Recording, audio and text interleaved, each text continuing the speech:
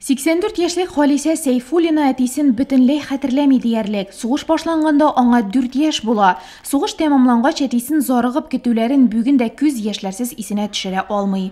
Орта урамда менә бу урамның орта урамда бер минем исемдә бабай сугыштан кайткан. Хәзер әни кызым ди, әтиң белән бергә киткәннәр сугышка ди.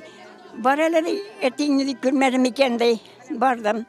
Бардым да тик бабайны кочаклап алдым. Babay benim etini görmedin mi? Eti koşan koşarım. Koşar kızım koşar inşallah day. Etti şun böyle. Ey koştum şaba şaba. Yani benim eli babayını gördüm etini koşardı bitti. Ey kızım koşar day.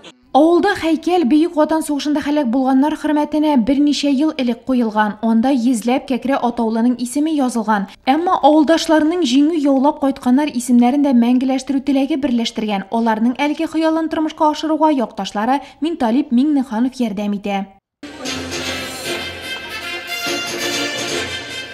Bu indi менә шул хәтле күңелдә олы канәгатьлек билгертә. Потому что күп кенә, значит, хәзердәге поколениялар узып, кайберләре бер-берсен оныткан. Инде менә монда кем улы, кем баласы икәнен барсында менә шулар күренә. Шуның өчен инде бик канәгать.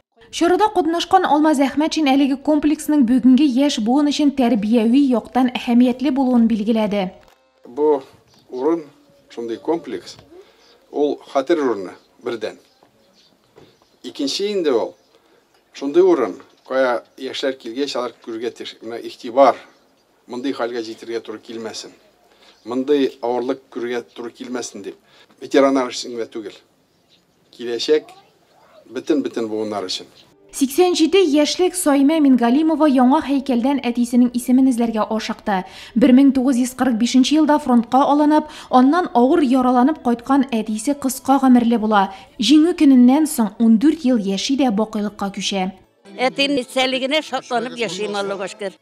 Хәмәҗан Хәсәнҗанов сугыштан соңгы еллардагы авыр бала чагы турында искә төшерсә, Гомәр Сәгыйров әтисен урлаган сугышны каргады. Min yüz güverimde eti deyip ağzımda açıp bir söz etelmedim. Bunun için dinlerik, tanışlık dedik.